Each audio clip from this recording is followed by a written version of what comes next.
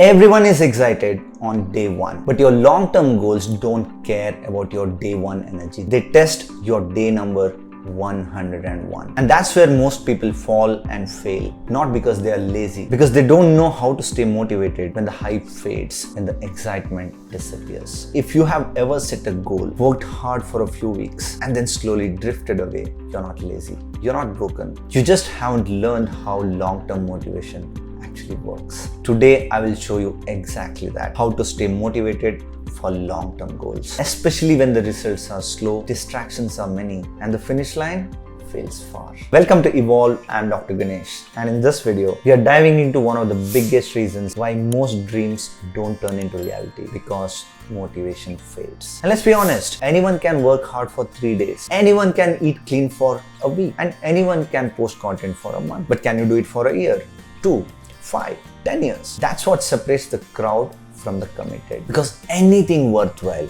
takes time. Nothing happens overnight. Every great achievement takes months and years, consistent dedication. Rome was not built in a day. Neither is anything truly remarkable. Whether you're trying to build a business, write a book, lose weight, grow on YouTube, or change your life. Through this video, you will gain tools that actually work. Practical, proven strategies to show up consistently, even when the results are slow, even when the excitement fades and motivation disappears, so that you stay on path until you reach your end goal. Let's dive in.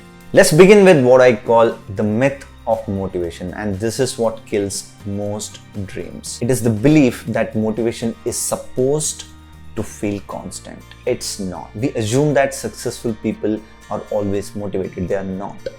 They have built systems. Here is what actually happens. When you start chasing a goal, your brain releases dopamine, the chemical of anticipation. You feel excited, hopeful, and driven. But that dopamine fades over time as the other aspects of life take over, especially when the results are delayed. So you hit a wall, and here is where most people stop. Because they believe, I don't feel motivated anymore means I can't do this. Maybe this goal is not for me. That is false. That is the mistake. Because it's easy to think, this is not for me, I'll better move on to the next goal. But that only starts a new cycle, one that keeps repeating every time motivation dips. So you keep on jumping from goal to goal without achieving anything. What's really happening is you are relying on external motivation rather than internal habits. Remember, motivation fades, systems stay. So the first shift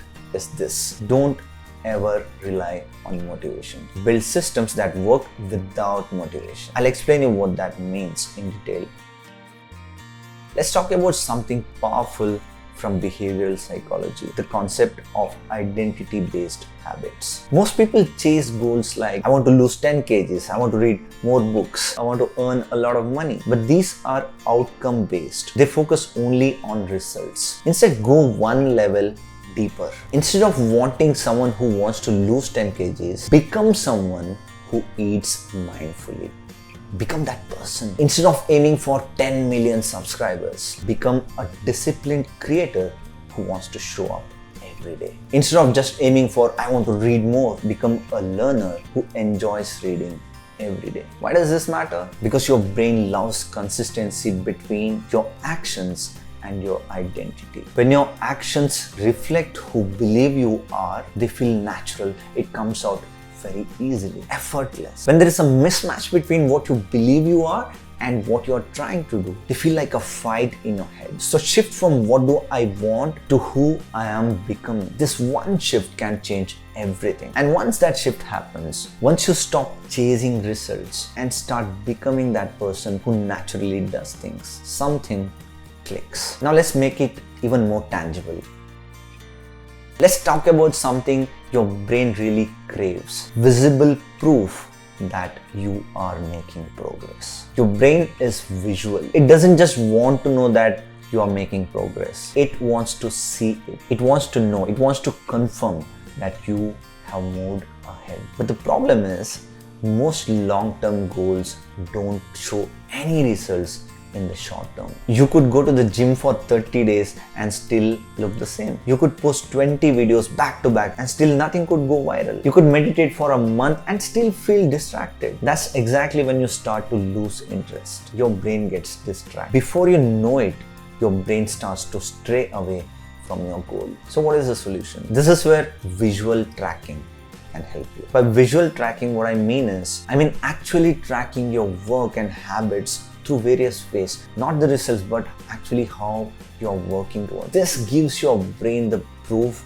it is craving for. A visual cue that says you are on track. They remind you that even if the results are not seen, the effort is real and it's adding up. This is where habit trackers, checklists, progress journals, and milestone charts come in. They are not silly, they are science-backed. I have listed some of my favorite tools in the descriptions below.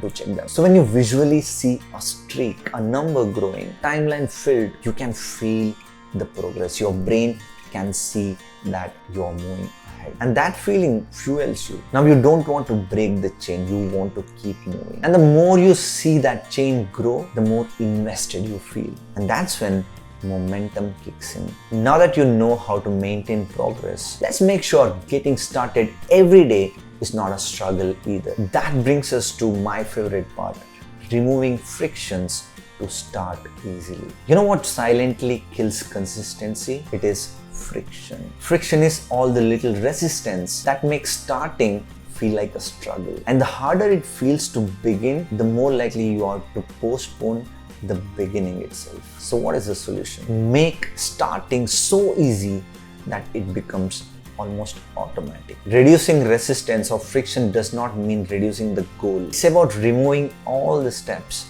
that slow you down before you begin. Let me give you some examples. Want to read every morning? Keep the book ready on your pillow, because going to the shelf and picking the book can itself become a resistance or friction. Want to work out? Just finding your gym clothes could come across as friction. So what do? Keep your gym clothes ready the previous night. Want to write daily? Keep a pen and paper or your writing app ready much before in hand. Don't ever rely on willpower, because it's very unpredictable and unreliable. You need an easy path which is ready before you even begin. Because when the first steps becomes easy, the second step follows naturally. And that's how momentum begins, not from motivation, but through action. But even with frictionless start, motivation will dip at some point. The question is, how ready are you for it? Now let's talk about the hardest part of pursuing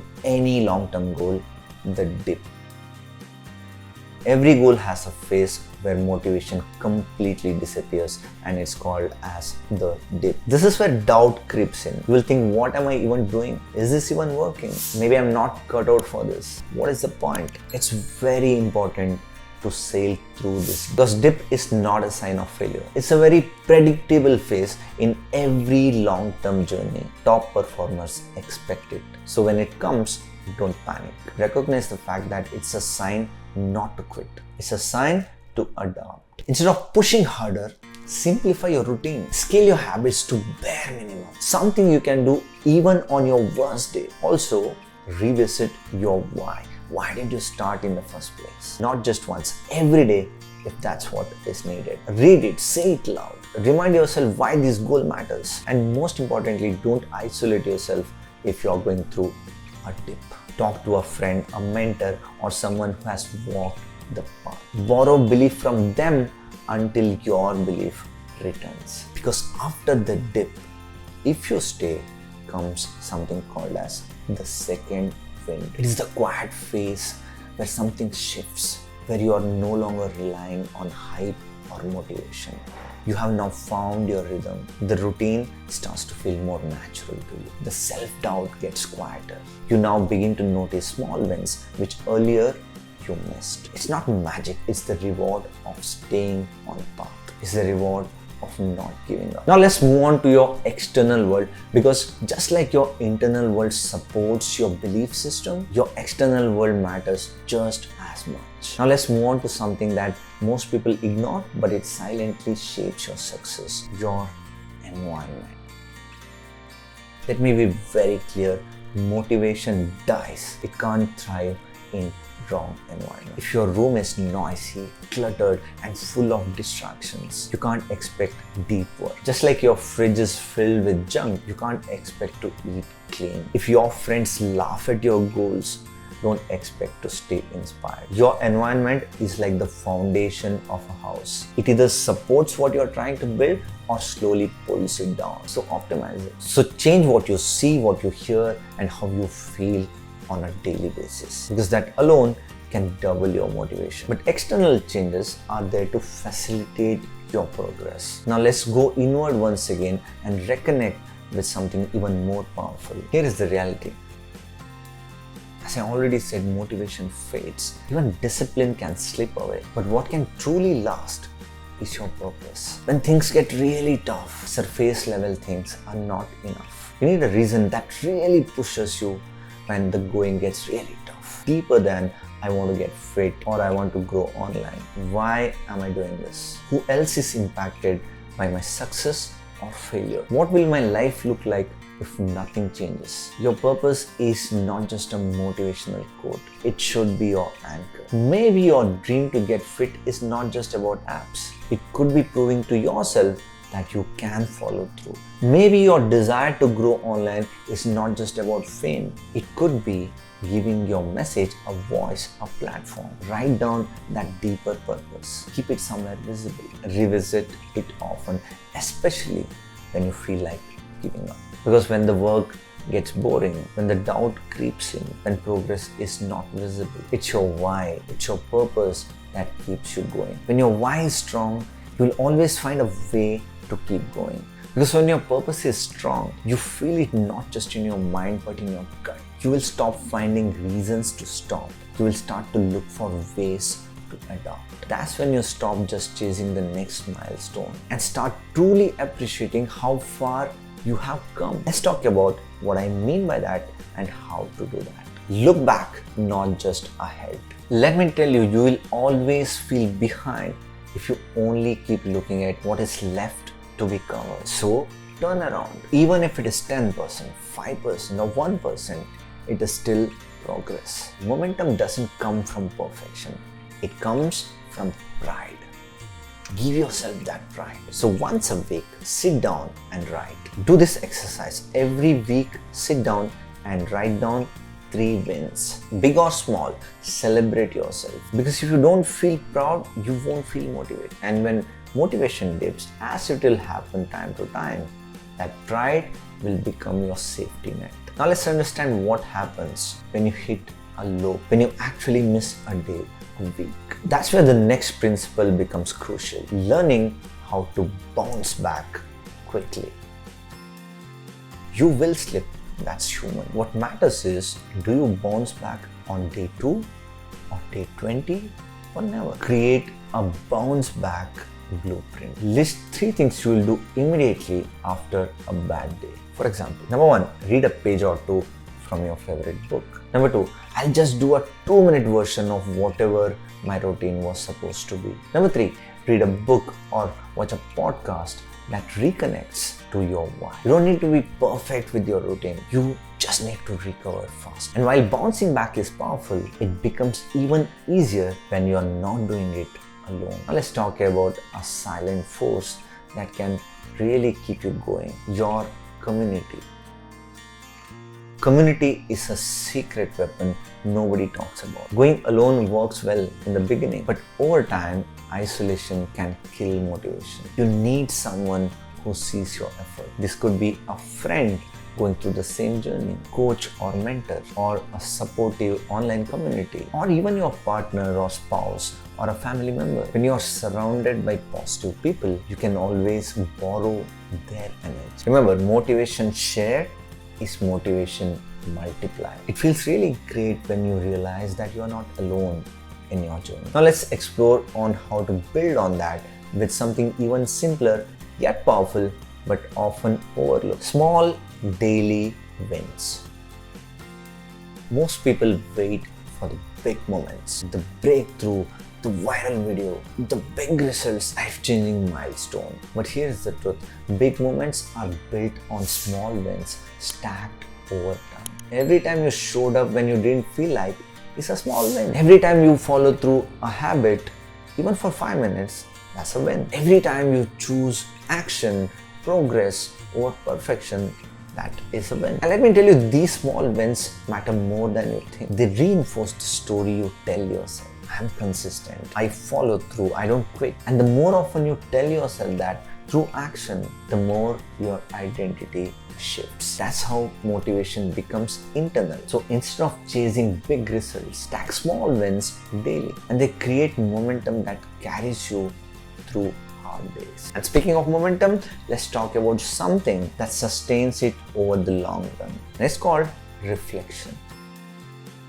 Hard work or grind without reflection leads to burnout, and you don't want to burn out. So reflect. Build the habit of checking in. Every week, ask yourself what worked, what didn't work, what do I need to do differently. Do this every week. And every month, zoom out. Are your systems aligned with your long-term goal? Is each component of the system working seamlessly? And once you build the habit of reflecting on a regular basis, something powerful happens. Your vision becomes clear. You stop drifting and start taking intentional control. So once you have reflected, the next step is to turn that clarity into a mental image. An image that pulls you forward.